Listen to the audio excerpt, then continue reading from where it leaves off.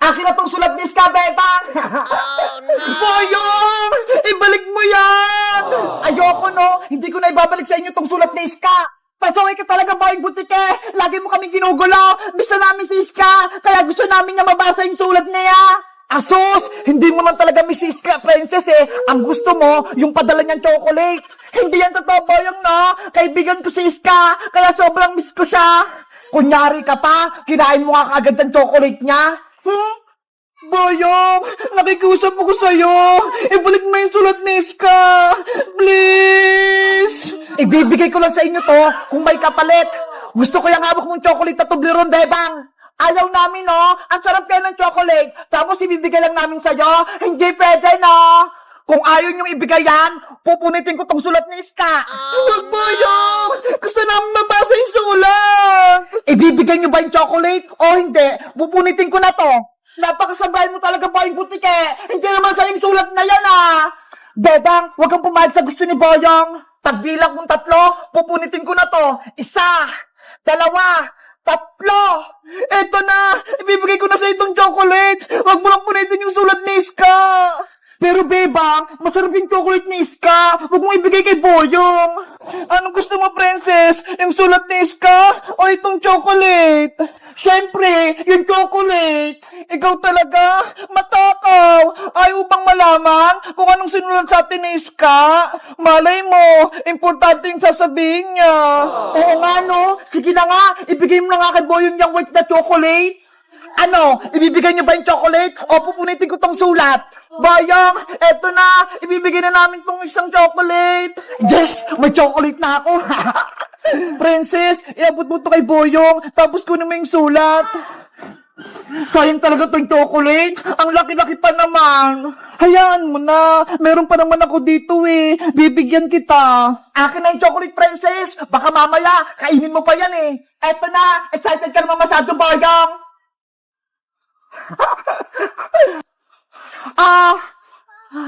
Wow! Chocolate! Ang laki! Ibigay mo na sa akin yung sulat ni Iska! Oh, sa'yo na tong sulat! Princess! Halika na rito! Bilis! Bebang! Eto na yung sulat! Yay! Nabawi na natin tong sulat ni Iska! Sa wakas, makakain ako ng chocolate. Panigurado, masarap to. Bubuksan ko nga. Ano to? Walang laman? Walang chocolate? Akala mo, may isa mo kami, Boyong, na nasa akin yung laman ng chocolate? Eto ha? Ano? Nakibibang yung chocolate ko? Kinuha ko tong laman bago ko ibigay yung chocolate sa'yo. Ang galing mo, Beba! Naloko mo si Boyong! Hoy! Akin ang chocolate ko! Bebe! Hindi namin ibibigay sa'yo ta! Princess, halika na! Pasok na tayo sa bahay! Wala kang chocolate, Boyong! Bebang! Princess! Lagot kayo sa akin! Guys, nabawi na namin yung sulat kay Boyong. Ang ganda ng plano ko, di ba? Sa tingin nyo guys, ano kayong sinulat sa amin ni Iska? Mag-comment lang kayo para sa part 3. Bye-bye! Bebang! Buksan mo to pinto na CR! Oh no! Bebang! Kanina ka pa dyan! Lumabas ka na! Nay! Mamaya na po! Tumatay pa ako! Lagot talaga sa akin to si Bebang? May kalokohan na naman? Aling sitang! Tama na po yan! Ate Bebang! Natatakot na po ako! Baka pagalitan ka ni Aling sitang! Huwag kang mag-alala, Emily! Ipagtatanggol kita kay nanay! Bebang! Ano ba? May tinatago ka ba sa akin? Wala po, Nay! Ate Bebang, umamin na tayo para hindi ka paluin ng nanay mo. Pero Emily, para nalasin ko dito ni nanay kapag nakita ka niya dito. Diba? Sabi nga, ayaw ko niyang tumira dito. Mas malulungkot po ako kapag pinagalitan ka ni Aring Sitang. Saan ka na pupunta kapag pinalis ka ni nanay? Diba? Sabi mo, wala ka ng bahay. Nabaha na. Huwag kang mag-alala, Ate Bebang. May kaibigan pa naman po ako eh.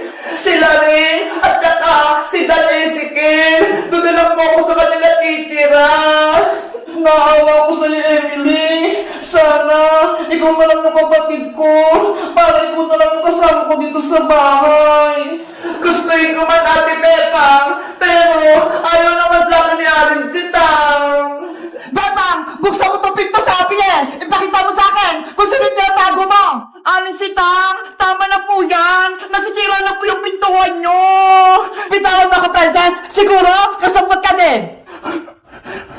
Anong tinatago niyo na, Bebang? Umamin ka? Wala po, Aling Sitang. Sabi mo sa akin ng totoo, princess, hindi na kita bibigyan ng spaghetti tuwing birthday ni Bebang kapag nagsisinungaling ka. Sige na nga po.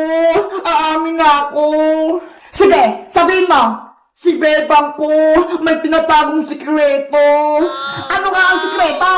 Pinapatulog po ni Bebang si Emily doon sa taas ng bahay nyo, sa baybayan. Ano?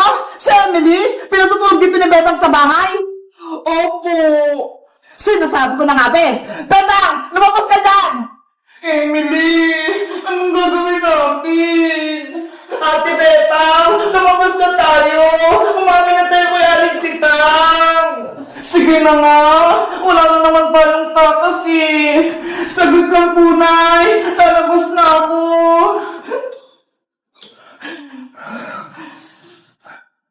Nay, Aling Sitang. Anong ginawa mo, Bebang? Magpaliwanag ka! Sorry po, Nay. Kung tinago ko si Emily dun sa taas, pinatulog ko pa siya, kahit ayaw niyo po. Aling Sitang, sana, mag niyo pong pagalitan si Ate Bebang. Wala naman po siya kasalanan eh. Pasensya po, kung kay Ate Bebang po ako humingi ng tulong, para meron po akong matuluyan. Yun pala, hindi niyo po ako tanggap.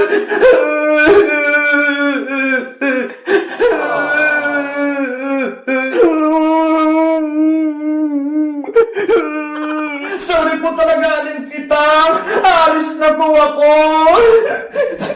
Kung palalayasin niyo po na si Emily, sasama po ako sa kanya para meron pumuprotekta kay Emily. Ako din po, Aling Sitang. Sasama ako sa kanila bilang kaibigan ni Emily pati ni Bebang. Susuporta ako sa kanila. Tumahimik! Bebang anak, huwag na kayong umalis. Tatanggapin ko na si Emily. Dito na siya sa ating bahay. Talaga po, Nay? Oo, dito na siya matutulog at titira. Salamat po, Aling Sitang. Huwag ka nang umiyak, Emily. Dahil mahal ka ni Bebang, mahal na din kita. Ako, Aling Sitang, hindi niyo po ba akong mahal? Siyempre naman, Francis, mahal ko kayong lahat. Yay! Bibigyan ako ni Aling Sitang ng spaghetti sa birthday ni Bebang. Happy Bebang, magkakasama na tayo. Wala nang iwanan. Kaya nga eh, ako din, masayang-masaya ako. Kayo guys, masaya ba kayo? Natito natitira si Emily? Mag-comment lang kayo. Bye-bye!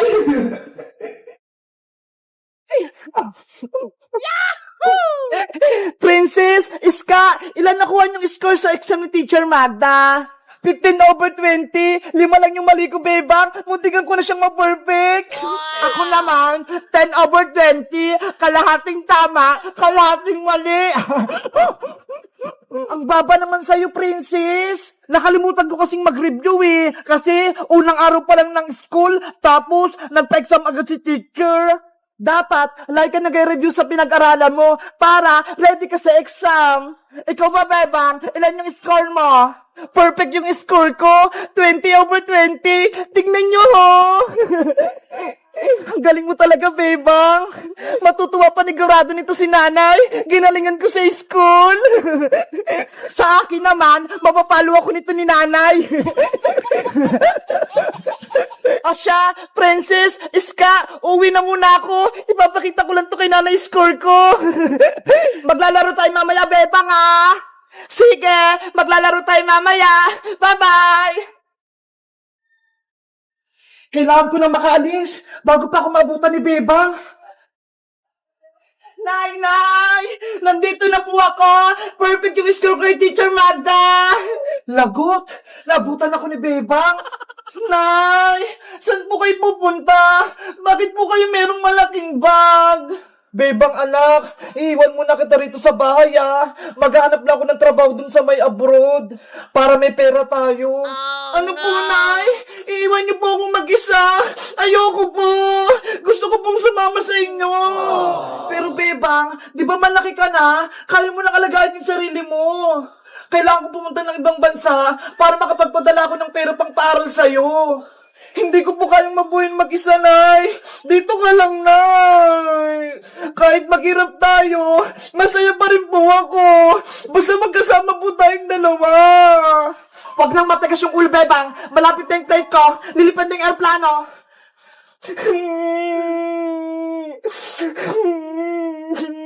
Tsaka, hindi ka naman pababayaan ni Iska tsaka ni Princess ha. Sila yung kasama mo. Sino pong mag-aalaga sa akin? Wala po akong kasama rito sa may bahay. Bukas na bukas, darating dito yung tiyahin mo, tsaka yung pinsan mong si Maria. Sila muna yung makakasama mo rito sa bahay.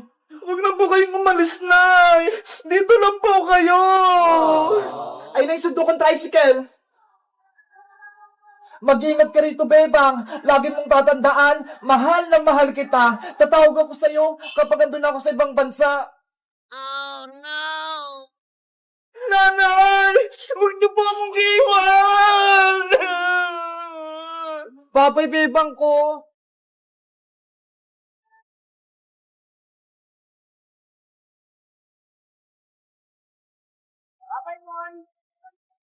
Bye-bye! Nanay!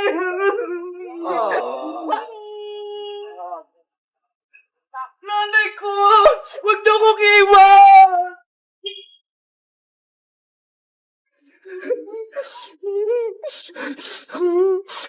Wala na si nanay! Iniwan niya na ako! Kailan kaya si nanay babalik? Mamimiss ko siya!